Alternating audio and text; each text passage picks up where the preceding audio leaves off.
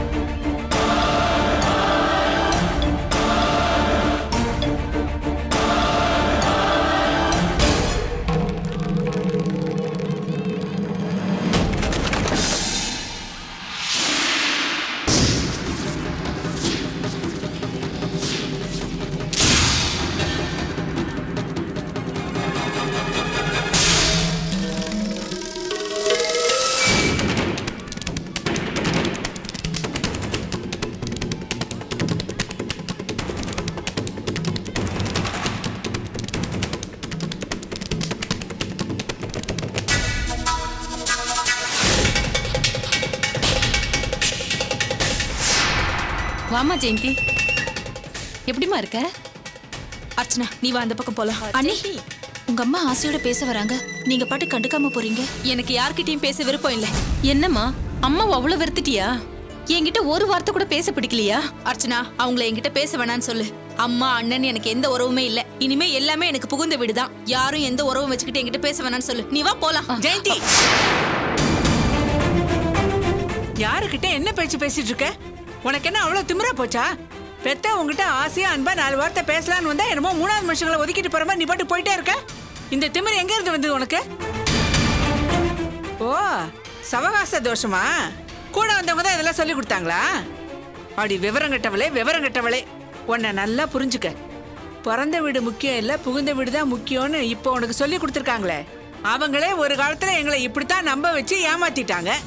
இப்பதானே தெரிஞ்சுது 4 பணம் காசு வசதி வாய்ப்பெல்லாம் வரும்போது பிறந்த வீட்டு மனுஷங்களை தான் பக்கத்துல வச்சுக்கணும், புகுந்த வீட்டு ஆளுங்களை வெட்டி விட்டுணும்னு. இந்த மாதிரி ஜென்மங்களோட பேச்செல்லாம் கேட்டுக்கிட்டு பிறந்த வீட்டு உறவை விட்டு கொடுத்துறாதீ. காலத்துக்கும் பிறந்த வீட்டு உறவு தான் வேணும். இதுக்குதான் அர்ச்சனா நான் சொன்னேன், நாம அப்பவே அந்த பக்கம் போலான்னு. நீ வா வா. ஜெயந்தி, என்ன நீ நான் பாட்டு சொல்லிட்டே இருக்க, நீ பாட்டு போயிட்டே இருக்க? அக்கா விடுங்கக்கா, அவ கோவப்பட்டதும் நியாயம்தாக்கா. என் பையன் பண்ணதும் தப்பு தானே. மொத்தத்துல நான் அனாதி ஆயிட்டேன். அக்கா, நீங்க கூட தான் அந்த அரக்கோண இட விஷயமா ரொம்ப நாளா என்கிட்ட பேசாமே இருந்தீங்க. நான் பண்ண பாவத்துக்கு பரிகாரமா இப்போ ஒரு இடத்த வாங்கி அது உங்க பேர்ல ரெஜிஸ்ட்ரேஷன் பண்ணி பத்திரத்தை உங்க கையில கொடுத்ததுக்கு அப்புறம் நீங்க என்ன புரிஞ்சுக்கலையா? அதே மாதிரி என் பொண்ணு ஒரு நாளைக்கு நான் நிர்கதியா நிக்கிறத புரிஞ்சுக்கிட்டு என்கிட்ட பேசுவா. நிம்மதியா கோயிலுக்கு வந்த இடத்துல தேவையில்லாம உங்க பேசுறதெல்லாம் காதுல கேட்கணுமா? இதுக்காக தான் நான் சொன்னேன் அப்பவே அந்த பக்கம் போலான்னு. வா நீ வா. என்னக்கா இப்படி சொல்லிட்டு போறா? விடுங்கக்கா, எல்லாம் என் தலையெழுத்து. நீங்க வாங்க, நம்ம ஆக வேண்டியதை பாப்போம். வாங்க.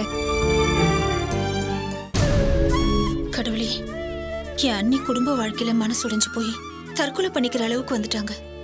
அவங்க குறைகள் எல்லாம் நீக்கி என் அண்ணனோட சந்தோஷமா வாழறதுக்கு நீதான் வழிபட. நான் சாகுறேன்னு சொன்னதை நம்பி எனக்காக வேண்டிக்கிறாளே, மக்கு மக்கு.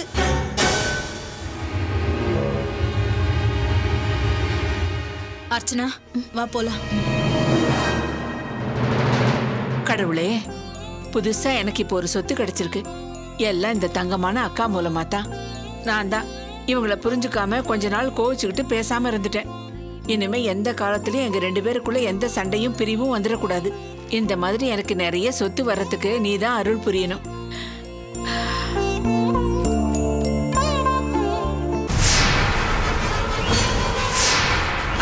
ம்? சில பேரு கடவுள் தனக்கு மட்டும்தான் சொத்து வசதி வாய்ப்பெல்லாம் கொடுப்பாருன்னு நினைச்சிட்டு இருக்காங்கல்ல. இப்ப அதே கடவுள் எனக்கும் சொத்தை கொடுத்திருக்காரு. இந்த பத்திரம் என் பேர்ல எல்லாம் பதிவாயிருக்கு.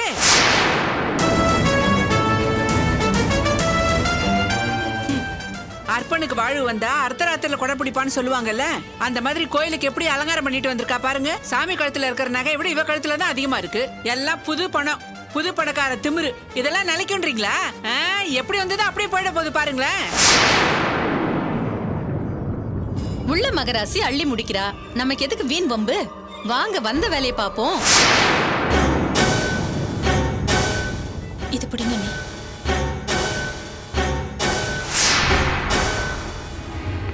இவன் மட்டும்தான் விளக்கேத்தி சாமி கும்பிடுவாளா? நான் கும்பிட மாட்டேனா? வாங்கக்கா.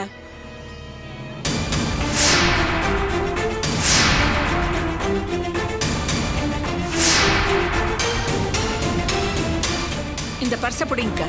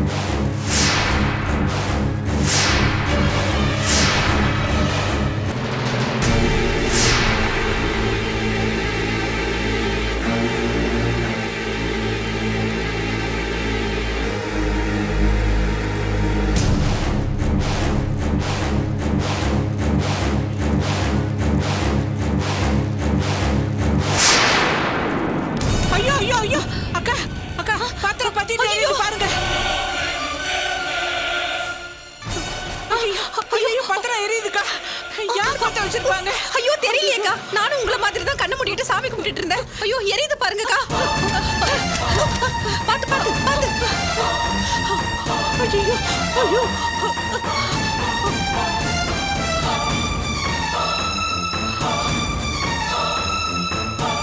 அடி பாவி பாவி ராட்சசி, நீ தான் இப்படி பண்ணிருக்க.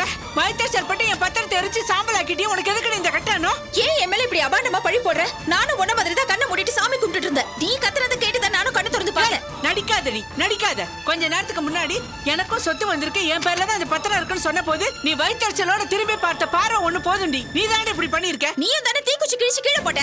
அப்போ என் பத்திரத்தை நானே எரிச்சிட்டேங்கிறியா? அந்த மாதிரி பொம்பளை தானே நீ. நீயே கொளுத்திட்டு என் மேல பழி போட பாக்குறியா? பாவி பாவி. அக்கா அக்கா நீங்களே கேளுங்க அக்கா. என் பத்திரத்தை நானே எரிச்சிட்டேன், என் மேல பழி போடுற. அர்ச்சனா, நீ பேசுறது கொஞ்சம் கூட நியாயம் இல்ல. அவங்க சொத்தை அவங்களே எரிப்பாங்களா? இப்பதான் அவங்க பேர்ல பத்திரம் பதிவு பண்ணி சாமி கும்பிடலான்னு கொண்டு வந்தோம்.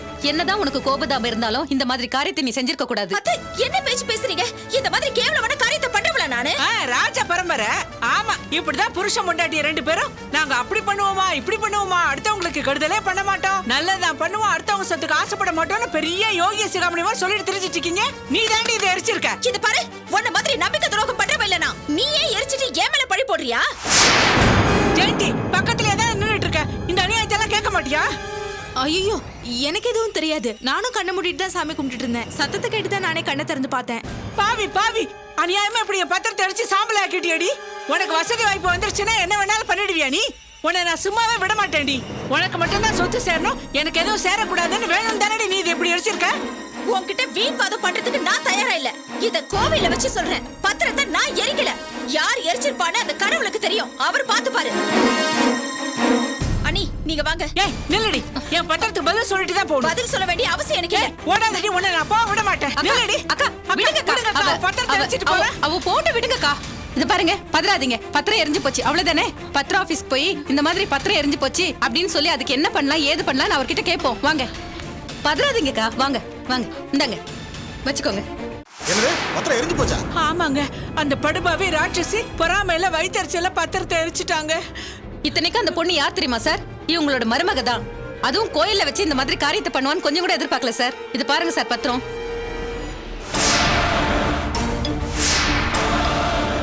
என்னமா அது கொடுமையா இருக்கு? கொஞ்ச நேரத்துக்கு முன்னாடி தான் புது பத்திரத்தை ரெஜிஸ்டர் பண்ணி கொடுத்தனுச்சேன். இப்போ என்னடா எரிஞ்சு போச்சுன்னு பத்திரத்தோட மிச்சத்தை கொண்டு வந்து காட்டுறீங்க? இப்படி நடக்கும்னு கொஞ்சம் கூட எதிர்பார்க்கல சார். வேற பத்திரம் எப்படியாவது ரெடி பண்ணி கொடுங்க சார். சரி விடுங்க, பத்திரத்தோட ஜெராக்ஸ் கொடுங்க. என்னம்மா பத்திரத்தோட ஜெராக்ஸ் கேட்டா ஒருத்தர் பார்த்துட்டு இருக்கீங்க? ஜெராக்ஸ் கொடுங்கம்மா, புது பத்திரத்தை ரெடி பண்ண முடியுமான்னு பார்க்கலாம். அது வந்து சார், கோயிலுக்கு போற அவசரத்துல ஜெராக்ஸ் எல்லாம் எடுக்கல சார். ஆமா சார், உங்ககிட்ட இருந்து பத்திரத்தை வாங்கின உடனே இதை சாமி கிட்ட வச்சு கும்பிடலான்னு எடுத்துட்டு போனோம். அங்கதான் அந்த ராட்சசி இதை எரிச்சு விட்டா. ஆடா என்னம்மா நீங்க, ஜெராக்ஸ் இருந்தா வேலை சீக்கிரம் முடிஞ்சிருக்கும், அதையும் கோட்டை விட்டுட்டு வந்து நிக்கிறீங்க. சரி, பட்டா நம்பர் சர்வே நம்பரா சொல்லுங்க. அதான் சொன்னோம்ல சார், எதுவுமே நாங்க கவனிக்கலன்னு. ஆமா சார், எப்படியாவது இன்னொரு பத்திரம் ரெடி பண்ணி கொடுத்துருங்க சார், உங்களுக்கு புண்ணியமா போகும் சார். ஆடா என்னம்மா நீங்க, ஜெராக்ஸ் இல்லங்கிறீங்க, சர்வே நம்பர் பட்டா நம்பரும் தெரியாதுன்னு சொல்றீங்க. என்னதான் பண்ண சொல்றீங்க? உங்களுக்கு இருக்கிற செல்வாக்க பயன்படுத்தி எப்படியாவது பத்திரம் ரெடி பண்ணி கொடுங்க சார். இத பாருங்கம்மா, எனக்கு இருக்கிற செல்வாக்க பயன்படுத்தி தான் உள்ள ஆளுங்களெல்லாம் பிடிச்சி ஈஸியா ரெஜிஸ்டர் பண்ணி கொடுத்துட்டேன். இது எம்டி லேண்ட் வரமா, பட்டா நம்பர் சர்வே நம்பர் தெரியாதுன்னு சொல்றீங்க. இதெல்லாம் ஒன்றும் பண்ண முடியாதுமா, நிறைய ஃபார்மாலிட்டிஸ் இருக்கு, புரிஞ்சுக்கங்க. அப்படியெல்லாம் சொல்லாதீங்க சார், உங்களை நம்பி தான் வந்திருக்கோம். ஏமா, என்னை பத்தி உங்களுக்கு நல்லா தெரியும்ல, முடியும்னா முடியும்னு சொல்லுவேன், முடியாதுன்னா முடியாதுன்னு சொல்லுவேன்.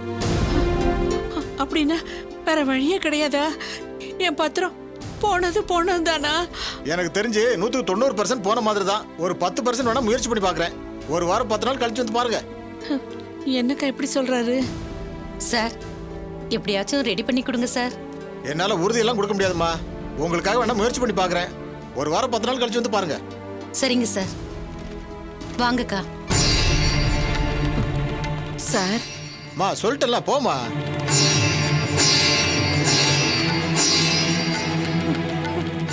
அக்கா, என்னக்கா அந்த ஆள் இப்படி நம்பிக்கை இல்லாம சொல்றாரு? இப்ப என்னக்கா பண்றது? ஐயோ, கை கேட்டினது வாய் கேட்டாம போயிடுச்சே. எல்லாம் இந்த படுப்பாவே வயித்தறிச்சல் பிடிச்சி அவ வேணும்னே இப்படி பண்ணிட்டா. அந்த அர்ச்சனை இப்படி பண்ணுவான்னு நான் கொஞ்சம் கூட எதிர்பார்க்கவே இல்லக்கா. ஊமை மாதிரி இருந்துகிட்டு என்ன காரியம் பண்ணிருக்கா பாருங்க.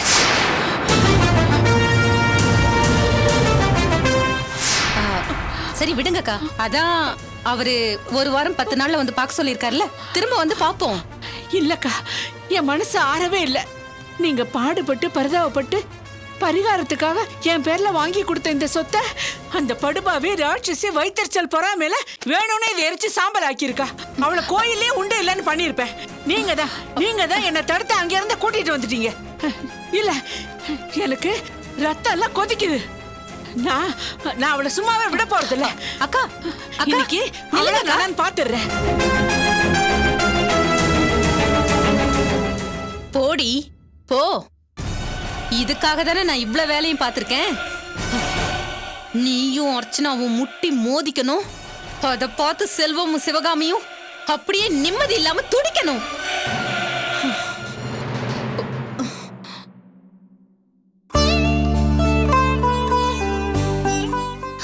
சரி விடுங்கக்கா, இன்னும் ஏன் அதையே நினைச்சிட்டு இருக்கீங்க? அவங்க தான் நீங்க வேணும்னே பத்திரத்தை எரிச்சதா பழிய போடுறாங்கன்னு நல்லா தெரியுதுல்ல. அப்படியே அதையும் நினைச்சு வருத்தப்படுறீங்க? இல்ல பானு, எங்க அண்ணி அவங்க சொந்த பிரச்சனை பேசுறதுக்காக என்ன வர சொல்லியிருந்தாங்க. அவங்க என்ன கோயிலுக்கு கூப்பிட்டாங்களேன்னு அவங்க கூட கோயிலுக்கு போயிருந்தப்பதான் இந்த மாதிரி அபாண்டமான பழி என் மேல விழுந்தது. அதை நினைச்சாதான் எனக்கு வருத்தமா இருக்கு. அவங்கள பத்தி தான் ஏற்கனவே சொல்லிருக்கீங்கல்ல. அவங்க குணம் தான் உங்களுக்கு நல்லா தெரியும்ல. அப்புறம் எதுக்கு வீணா வருத்தப்படுறீங்க? இது வரைக்கும் அவங்க என்ன பத்தி என்னென்னமோ பேசியிருக்காங்க, என் மேல பழி போட்டிருக்காங்க. அப்போ அதெல்லாம் நான் பெருசாவே எடுத்துக்கல. ஆனா இன்னைக்கு அவங்க சொத்து பத்திரத்தை நான் நெருப்பு வச்சு எரிச்சிட்டேன்னு சொன்னதை என்னால தாங்கிக்கவே முடியல. என் மேல ஏன் தான் இப்படி எல்லாம் பழி போடுறாங்களோ தெரியல. நான் விலகி விலகி போனாலும் ஏன் என்ன தேடி வந்து இப்படி நோகடிக்கிறாங்களோ? என்னால கூட அந்த பொம்பளை இப்படிலாம் மாறிடுச்சுங்கிறத நம்பவே முடியல. அன்னைக்கு வீடு தேடி வந்து மன்னிப்பு கேட்ட பொம்பளை இப்ப எதுக்காக இப்படிலாம் மாறுச்சு? நீங்க சொன்னதெல்லாம் வச்சு பார்க்கும்போது அது நினைச்சு நினைச்சு குணத்தை மாத்திக்கிற பொம்பளை போல தெரியுது. நீங்க அதெல்லாம் ஏங்க பெருசா எடுத்துக்கிறீங்க? அவங்க உங்களுக்கு பண்ண கொடுமைக்கெல்லாம் தான் அவங்கள தண்டிக்கிற விதமா கடவுள் உங்களை இன்னைக்கு இந்த நல்ல நிலைமையில வச்சிருக்கான்.